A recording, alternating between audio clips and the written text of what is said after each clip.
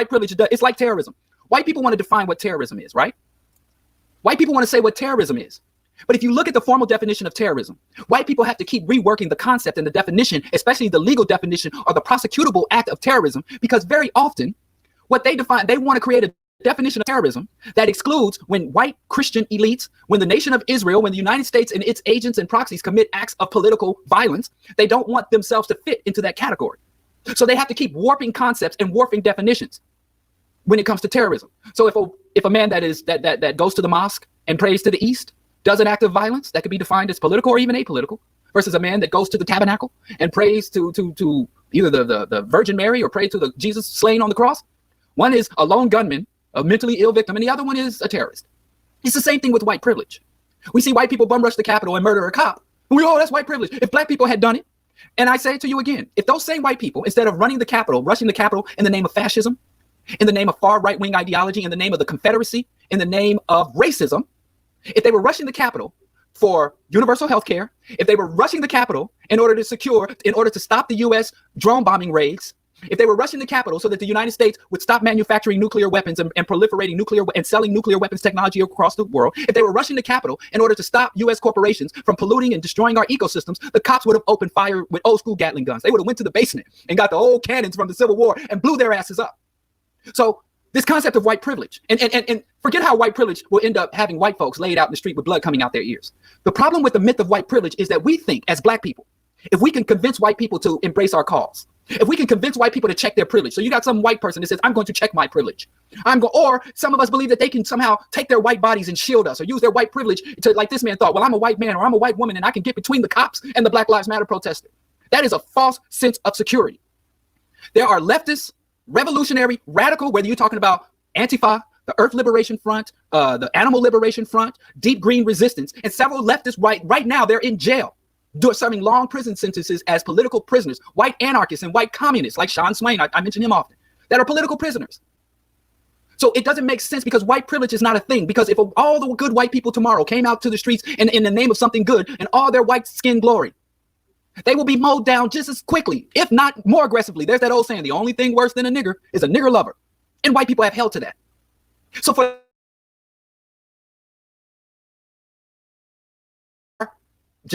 the accuracy, some of us are into being right. If you ask my wife, that's all I live to do is be right all the time. So for the sake, not just for the sake of being right though, for the sake of informing our intellectual, our cognitive understandings and our cognitive development, and as our understanding informs our actions, our strategies, our tactics, we need to let go of the fact that we think white skin is an asset for the average white person.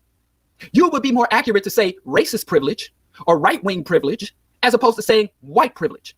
We need to be more strategic in our thinking and our naming. But and this is another point of privilege.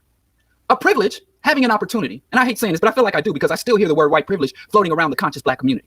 My oldest son is 18 years old. My younger son is 12. My oldest son has rights, or I don't know what to call them. He can do whatever. He can do things from drive a car to have his girlfriend come visit and hang out and go into his room and close his door and play his shitty, that face tattoo rap that he likes. He can do all kinds of things that don't bother me, that I don't say nothing about, that my younger son can't do.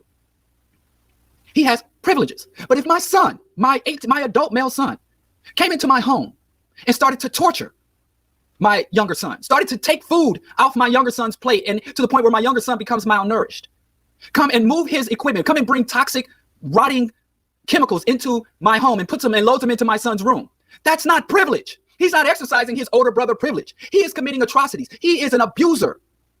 So if you use your quote unquote privilege, your greater access to resources, your greater ability to maneuver through society, if you consciously and deliberately use that to dehumanize, to abuse, to degrade another person, it stops being privilege and becomes an atrocity. So we can say white atrocities. We can say white pathology if we want to keep the WP initials. So white privilege is a myth because, number one, it ain't available to all white people under all conditions. So it's not universally white privilege. Number two, the concept, the connotation of privilege, which is something that is granted to you for proper behavior, granted to you because of your status and standing, is not akin or should not be tied to abusive conduct. We don't call rape sexual privilege. We don't call people who abuse and murder their children or sell their children to sex traffickers parental privilege. We call them rapists. We call them child abusers. We call them sick. Right? So if you're not going to call a pedophile or a rapist someone who's exercising their sexual privilege. Don't call a white person who is taking advantage of the fact that this society gives preferential treatment to people who are willing to prey upon, exploit, abuse, up to torture, mutilate, and murder people who have less status in the society.